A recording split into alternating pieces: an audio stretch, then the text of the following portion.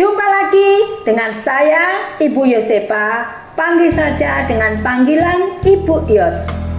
Anak-anak, pada hari ini kita belajar kelas 6 pada pelajaran ke-14 dengan materi melayani masyarakat. Sebelum kita mulai pelajaran hari ini, marilah kita sama-sama menyanyikan satu lagu. Hidup ini adalah kesempatan.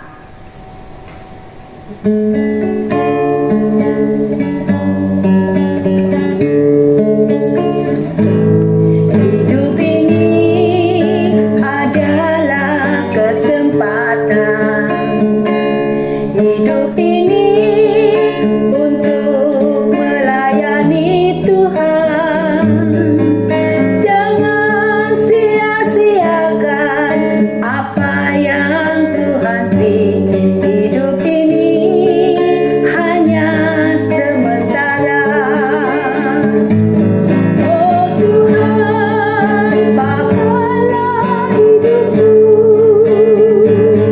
selagi aku masih kuat. Bila saatnya nanti ku tak berdaya lagi, hidup ini sudah jadi berkat. Oh Tuhan, pakailah hidupku selagi aku masih kuat. Bila saatnya nanti ku tak berdaya lagi, hidup ini sudah jadi berkat. Hidup ini sudah jadi berkat. Hidup ini sudah jadi berkat. Haleluya. Haleluya. Mari anak-anak, kita semua lipat tangan, kita tutup mata, kita berdoa kepada Tuhan. Bapa di surga, di dalam nama Tuhan Yesus Kristus, terima kasih atas hari yang indah yang Kau berikan kepada kami. Hari ini kami akan belajar materi pelajaran kami. Tuhan memberikan hikmat kepada kami semua, supaya kami boleh dimampukan untuk menerima pelajaran hari ini. Di dalam nama Tuhan Yesus Kristus kami alaskan doa kami. Haleluya, amin. Anak-anak, adapun tujuan pembelajaran hari ini adalah: 1. Menjelaskan arti melayani masyarakat. 2. Menjelaskan cara Yesus melayani orang banyak. 3. Mendaftarkan contoh pelayanan yang bisa dilakukan bagi masyarakat. 4. Menunjukkan sikap melayani masyarakat melalui program kunjungan atau mendoakan orang miskin dan menderita. 5. Menyatakan tekad untuk selalu melayani masyarakat melalui sebuah lagu. Kita tadi sudah menyanyikan lagu Hidup Ini Adalah Kesempatan. Tuhan memberikan kesempatan kepada kita. Waktu kita sehat, kesempatan kita untuk melayani Tuhan.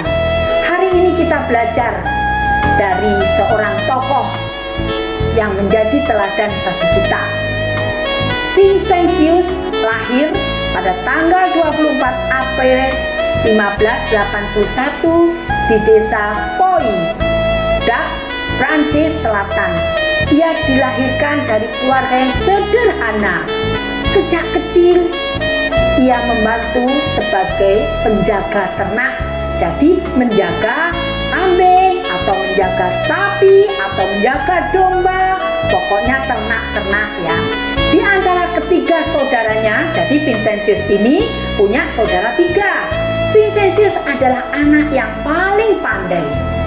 Oleh karena itu, dengan susah payah ayahnya berusaha menyekolahkannya. Jadi dari keempat saudara ini, Vincentius itu anak yang paling pandai. Vincentius disekolahkan ayahnya di sekolah milik para biarawan Fransiskan. Di sekolah ini Vincentius belajar dan rajin. Kecerdasannya menarik perhatian seseorang yang kemudian bersedia membiayai keperguruan tinggi sambil bekerja sebagai guru. Jadi Vincentius ini selain sekolah, Vincentius juga bekerja sebagai guru. Vincentius melanjutkan sekolahnya ke perguruan tinggi ilmu teologi. Di sini ia berhasil meraih gelar sarjana. Beberapa tahun kemudian ia ditabiskan menjadi imam.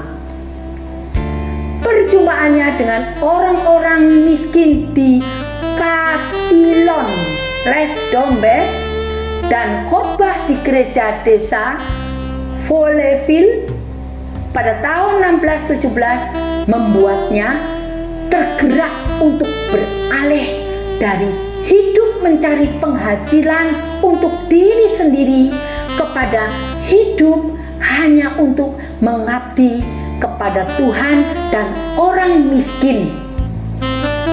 Dalam kehidupannya di desa itu, ia menemukan banyak orang yang sakit, orang miskin, orang menderita, dan terlantar.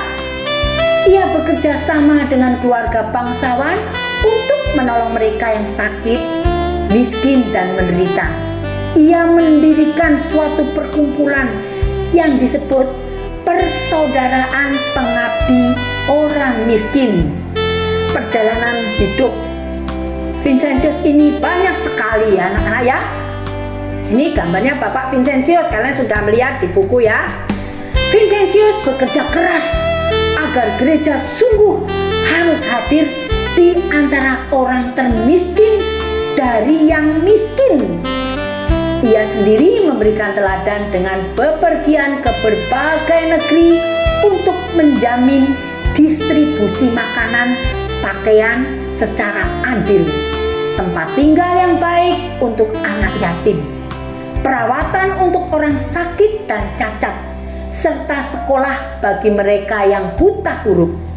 Ia juga merawat para pengungsi serta membimbing para tahanan. Vincentius sangat mencintai orang miskin. Ia disebut Bapak Orang Miskin. Vincentius telah melayani Tuhan dalam diri orang miskin dan yang terlantar. Anak-anak, di bawah ini ada jawablah pertanyaan berikut. Ketika kita sudah mempelajari tentang apa yang dilakukan Bapak Vincentius, kita bisa meneladaninya. Apa yang dapat kamu pelajari dari Bapak Vincentius? Satu, kita tadi sudah belajar. Bapak Vincentius tidak mencari uang untuk diri sendiri, tetapi Bapak Vincentius berkorban untuk melayani orang-orang miskin.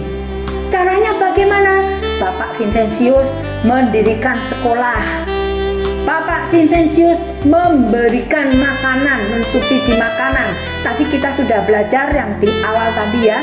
Mendirikan sekolah, memberikan makanan. Banyak sekali. Kemungkinan kita tidak bisa melakukan seperti itu. Melihat orang yang lumpuh, orang yang sakit, kita mungkin tidak bisa melakukannya. Tapi kita harus meneladani. Teladan yang dipelajari dari Bapak Vincentius seperti itu tadi. Mari kita lakukan ya. Yang kedua, seandainya kamu bertemu dengan orang miskin, hal apa yang akan kamu lakukan? Ketika kamu di rumah ada orang miskin, pengemis, permisi Bu, minta Bu, apakah pintumu langsung ditutup? Ataukah kamu maaf, minggir saja? Apakah seperti itu? Sebagai anak Tuhan, orang percaya, kita tidak boleh seperti itu. Memberikan kepada orang miskin, berbagi. Kalau kalian punya makanan, berilah mereka makanan. Ya anak-anak ya. Kita lanjutkan materi.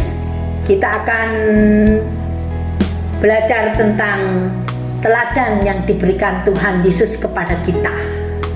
Anak, dengarkan ya. Suatu hari Yesus merasa letih. Kenapa Tuhan Yesus letih? Sebagai manusia, Tuhan juga bisa merasa letih. Tuhan berjalan kemana-mana. Dalam perjalanannya tidak memakai mobil, tidak memakai kendaraan. Pada zaman dulu Tuhan Yesus berjalan kaki. Oleh sebab itu Tuhan Yesus letih. Lalu Tuhan Yesus berkata kepada muridnya, "Marilah kita pergi ke suatu tempat yang sunyi. Lalu kita dapat beristirahat sebentar." Mereka berangkat dengan perahu kecil dan berdayung di Danau Biru. Tuhan Yesus berangkat bersama murid-muridnya naik perahu kecil. Orang-orang menyaksikan mereka pergi. Mereka tidak ingin pergi, Yesus pergi. Mereka ingin bersama Yesus. Jadi, kata mereka, kita akan mengikuti Yesus. Kita akan berjalan di pantai dan melihat kemana tujuan perahu itu.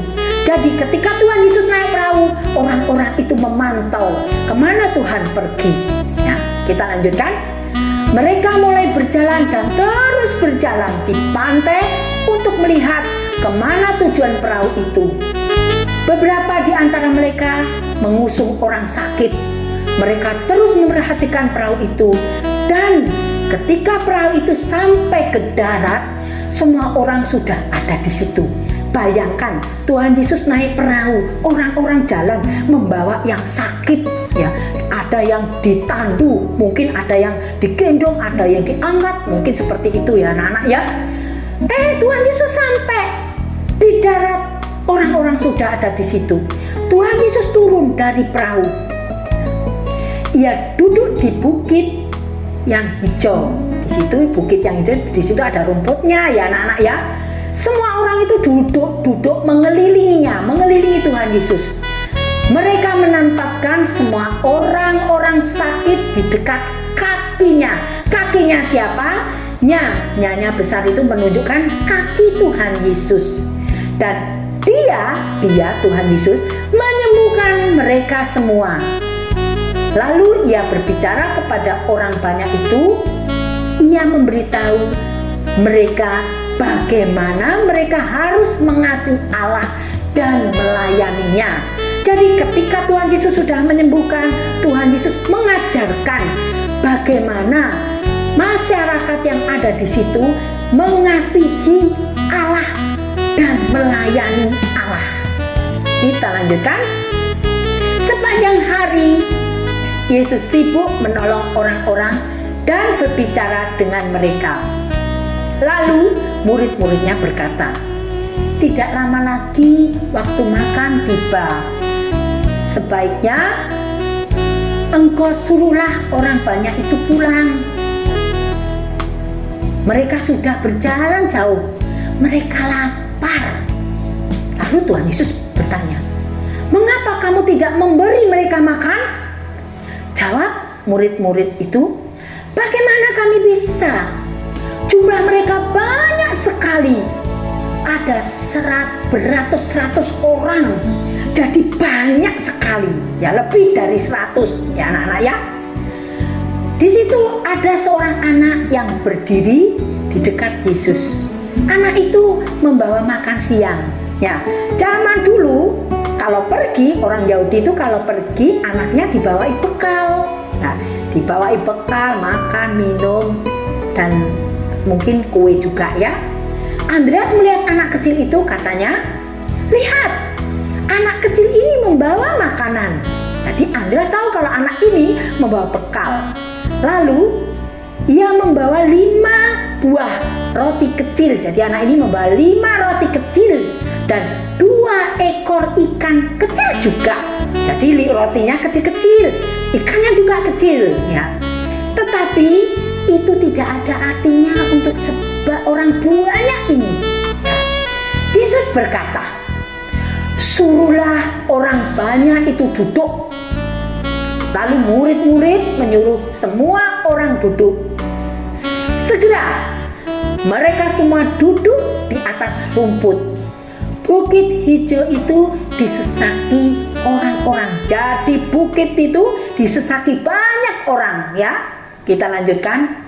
Anak kecil itu memberikan 5 buah roti kecil dan 2 ekor ikan kecil kepada Yesus.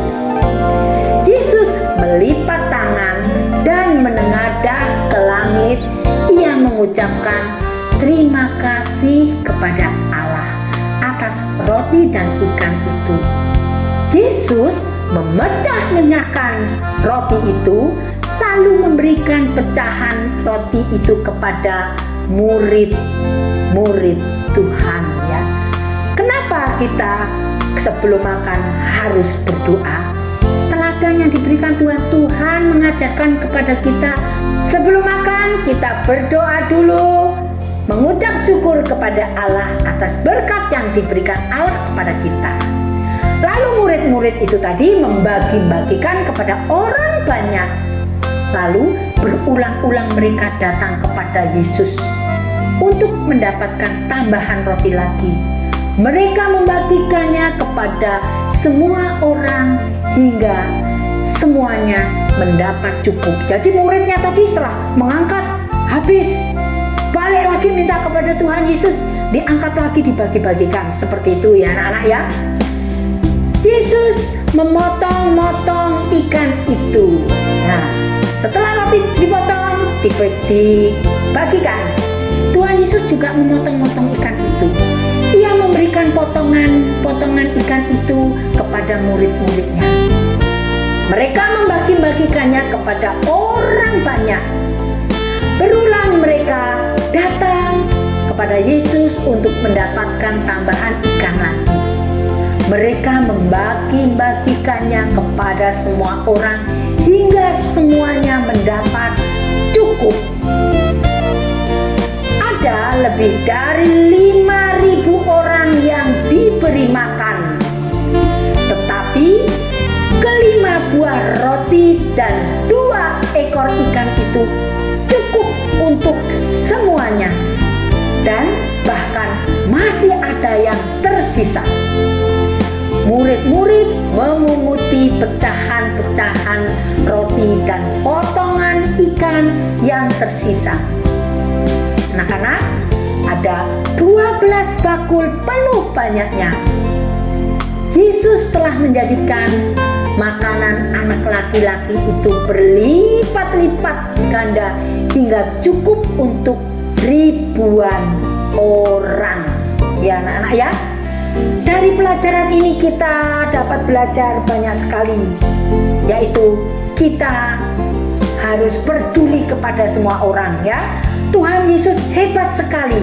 Dari 5 roti dan 2 ikan dibagi-bagikan, dari 5.000 orang tersebut masih sisa 12 bakul. Kita lanjutkan pelajaran kita hari ini. Anak-anak, jawablah pertanyaan berikut. Kita kan sudah belajar dari materi yang kita pelajari tadi di atas ya. Nomor 1, bagaimana cara Yesus menunjukkan pelayanannya bagi banyak orang? Tadi kita sudah belajar. Tuhan Yesus menyuruh orang-orang tadi duduk. Tuhan Yesus memberi makan. Jadi Tuhan Yesus menunjukkan pelayanan dengan cara bagaimana Tuhan Yesus memberi makan orang-orang yang mengikuti Dia. Dengan apa tadi? Berapa roti? Bagus, 5 roti dan 2 ikan. Anak hebat, berarti menyimak apa yang diajarkan Bu Yos. Nomor 2, diskusikan dengan teman sebangkumu. Karena kita tidak ada teman sebangku, di rumah tidak ada kan? Diskusikan dengan kakak atau orang tua kita. Bentuk pelayanan seperti apa yang dapat kamu lakukan untuk masyarakat berdasarkan teladan yang diberikan Yesus. Apa anak-anak? Oh bagus, memberikan makan kepada orang miskin. Pinter. Apalagi? Oh berbagi makanan. Pinter ya. Banyak sekali yang Tuhan ajarkan. Tadi Tuhan memberikan teladan kepada kita, memberi makan. Tuhan peduli. Selain itu apa hanya kita memberi makan? Tadi apa yang dilakukan Tuhan? Tuhan Yesus berdoa menyembuhkan orang-orang yang sakit, ya. Kita lanjutkan. Daftarkan sebanyak mungkin contoh pelayanan bagi masyarakat yang bisa kamu lakukan. Banyak sekali anak-anak contoh pelayanan masyarakat yang bisa kita lakukan. Contohnya, kita berbagi makanan untuk orang-orang miskin. Kita mengunjungi panti asuhan, ya kan? Panti asuhan boleh. Oh, boleh panti jompo boleh, pinter. Kita ke panti jompo juga boleh. Apalagi? Oh, boleh, bagus. Kita memberikan makanan pada orang-orang di bawah kolong jembatan. Itu juga ada orang-orang makan. Pinter, anak hebat. Ayo kita lanjutkan. Di dalam Matius 14 ayat 13 sampai 21, Tuhan melakukan kebaikan kepada semua orang ketika ia hendak mengajar. Orang banyak berbondong-bondong datang dan mendengarkan Yesus. Akan tetapi tidak ada seorang pun di antara para murid Tuhan yang menyadari bahwa orang banyak itu pun merasa lapar dan ingin makan. Hanya Yesus yang mengerti kebutuhan orang banyak itu. Ia pun menyuruh para muridnya mencari sesuatu yang bisa dimakan. 5 roti dan 2 ikan yang didoakan oleh Tuhan Yesus. Sebuah mukjizat terjadi. Dari makanan yang sedikit itu, banyak orang pun bisa makan. Bahkan masih tersisa 12 bakul banyaknya. Anak-anak, dari kisah ini mengajarkan kita bahwa Yesus mau melayani banyak orang.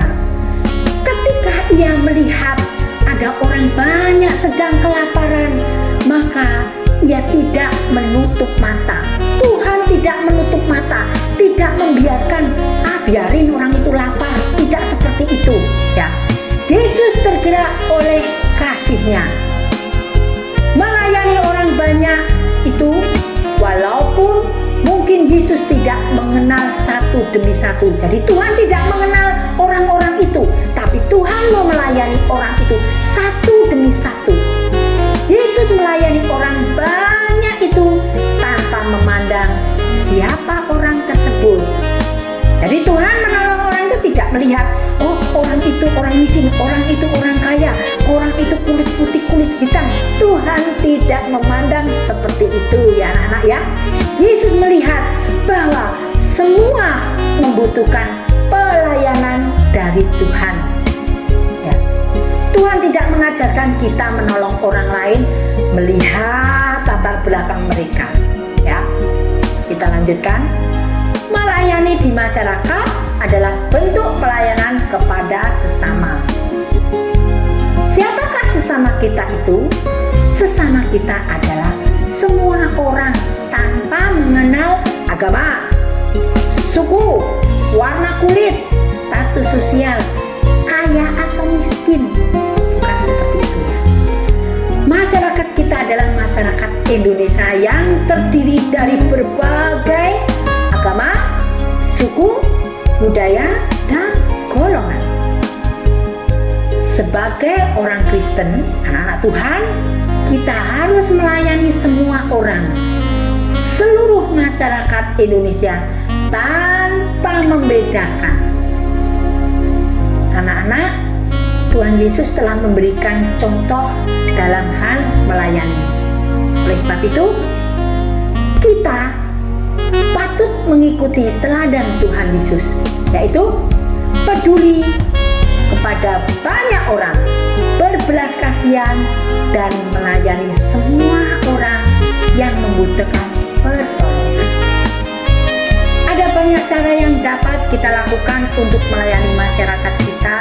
Misalnya, mengunjungi orang miskin, orang menderita, memberi bantuan kepada orang miskin dan orang menderita. Tidak menghina orang miskin dan menderita. Dan kita tidak boleh menghina, kamu miskin,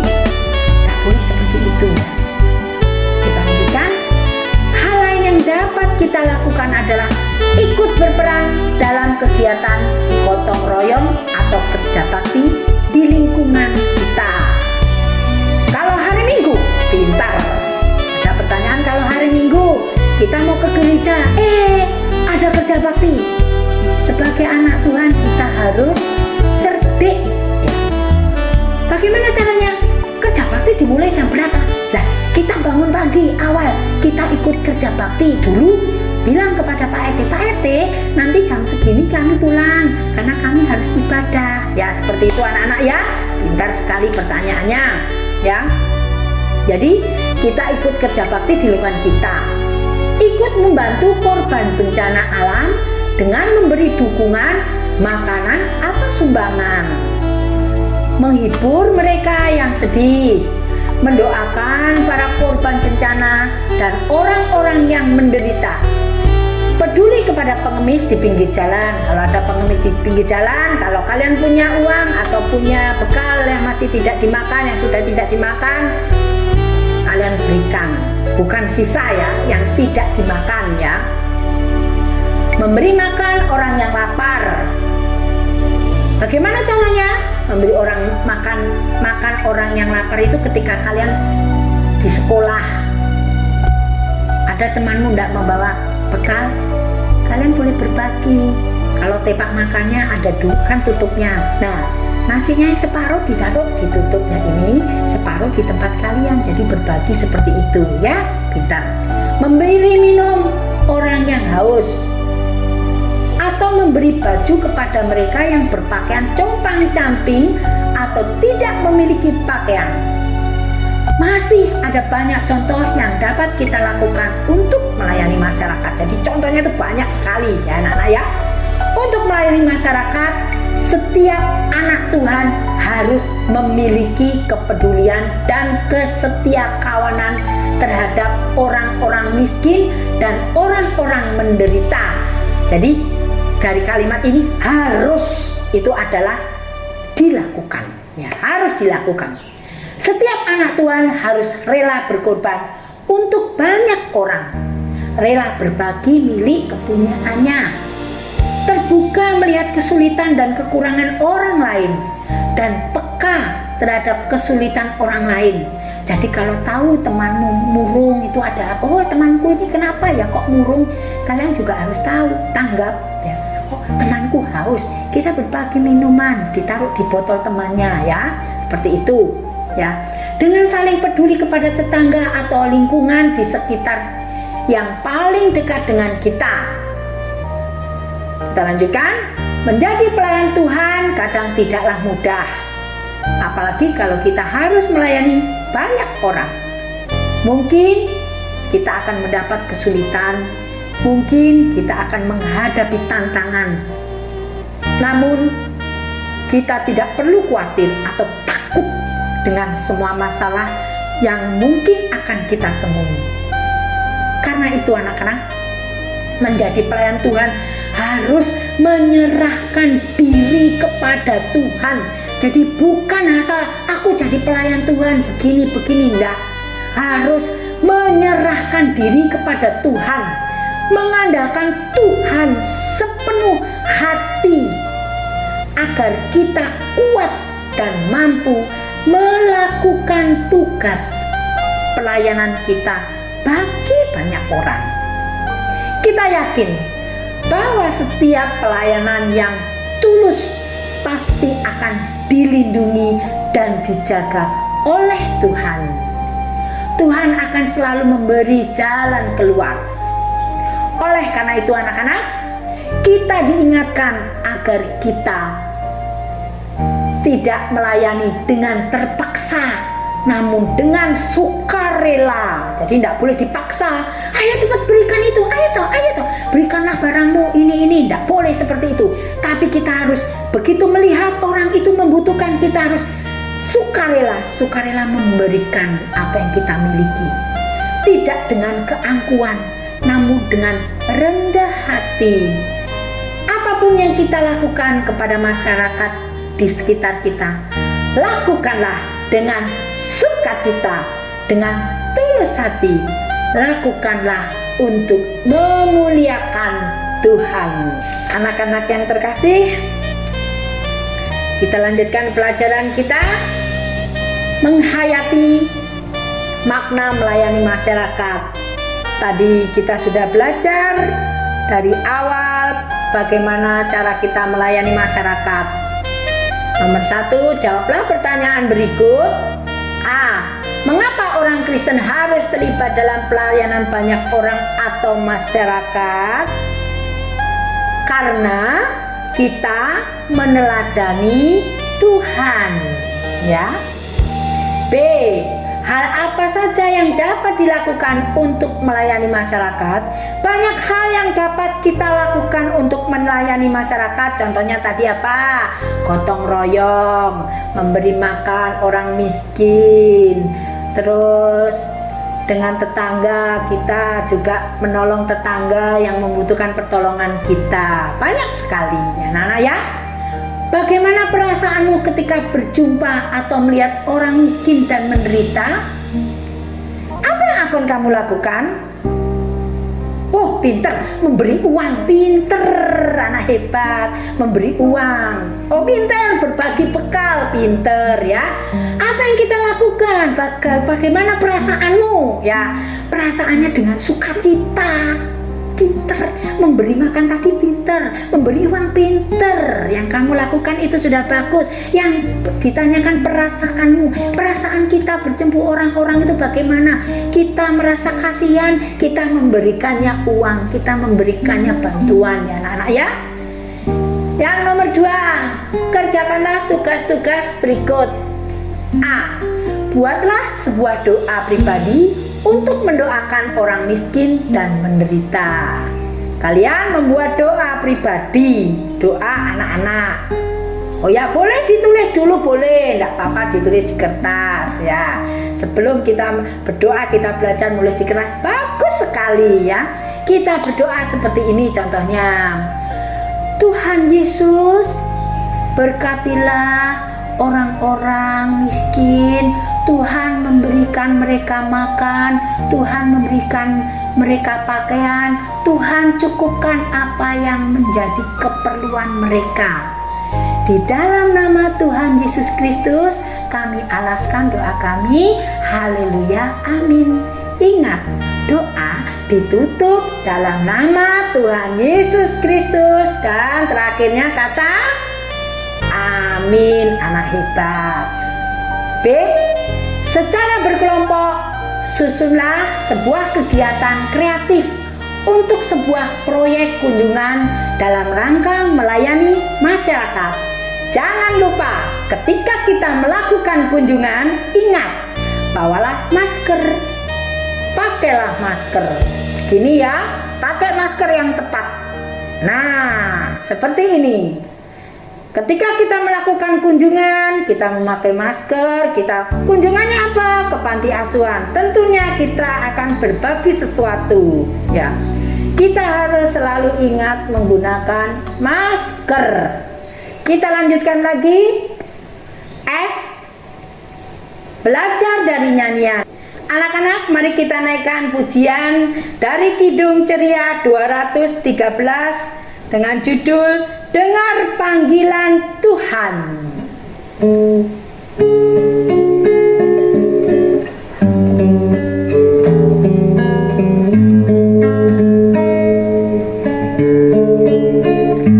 Dengar panggilan Tuhan, dan oleh kuasa-Nya kau jadi anak Tuhan, pelayan umat-Nya.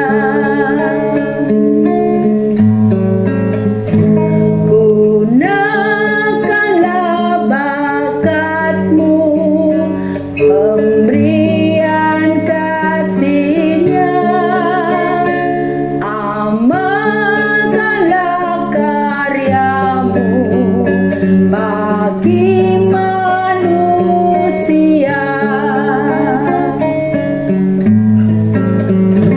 Percaya pada Tuhan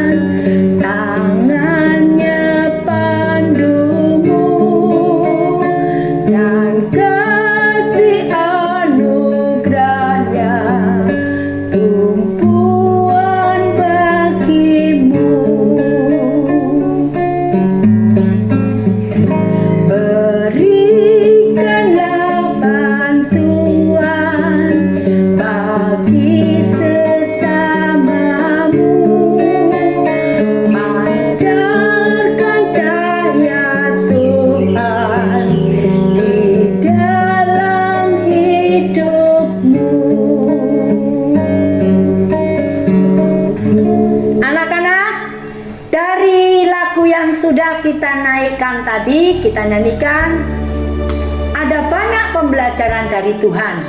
Dengarlah panggilan Tuhan,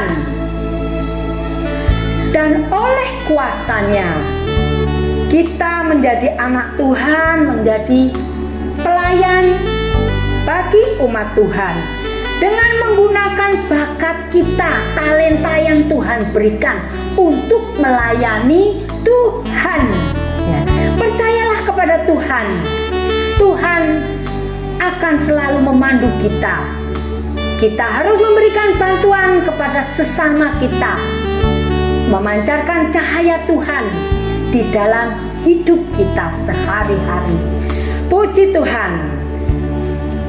Dari pelajaran yang kita pelajari hari ini mengajarkan kita, yaitu Yesus telah memberikan contoh dalam hal melayani orang banyak. Kita harus mengikuti teladan Yesus, yaitu dengan melayani masyarakat. Pelayanan bagi masyarakat dapat dilakukan dengan cara peduli kepada banyak orang, berbelas kasihan, memperhatikan orang miskin dan menderita, serta melayani semua orang yang membutuhkan pertolongan tanpa membedakan. Ingat, tidak boleh membedakan. Ya, kita akan berhasil dalam pelayanan jika kita mengandalkan Tuhan dengan sungguh-sungguh berserah kepada Tuhan, melayani dengan tulus dan rendah hati.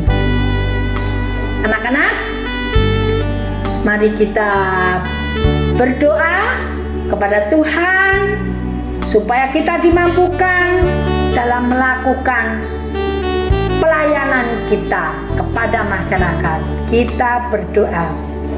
Ya Allah, kami bersyukur karena Engkau telah memberi teladan dalam hal mengasihi sesama, dan Engkau menyadarkan kami agar peduli dengan lingkungan sekitar kami.